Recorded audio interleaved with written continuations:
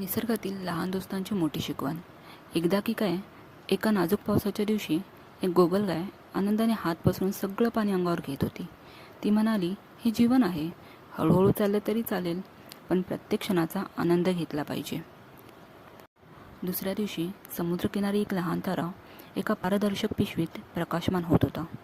चंद्रप्रकाशात चमकणारा तो तारा म्हणाला, तुम्ही जिथे असाल तिथेच प्रकाश द्या. तुमचं अस्तित्व कुणासाठी तरी आशेचं कारण असतं.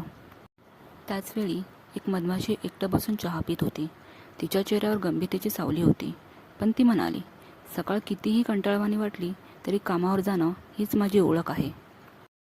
आणि मग एका दुपारी नागतोडा आणि मुंगी एकत्र गाणं गात होते. त्यांचा सूर साऱ्या जंगलात पसरला होता.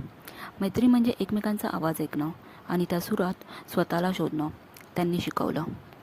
एका फुलावर बसलेली गोड अळीसुद्धा हसत होती. तिला माहीत होतं की लवकरच ती फुलपाखरू होणार आहे. स्वतःवर प्रेम करा. परिवर्तन घडायला वेळ लागतो, पण निसर्ग कधीच चुकीचा नसतो, ती म्हणाली. त्याच संध्याकाळी एक मधमाशी हनी जार घेऊन फुलांतून चालत होती. ती म्हणाली, सुख दुसऱ्यांसाठी गोळा करा आणि तेच तुमचेही आनंदाचं कारण होईल.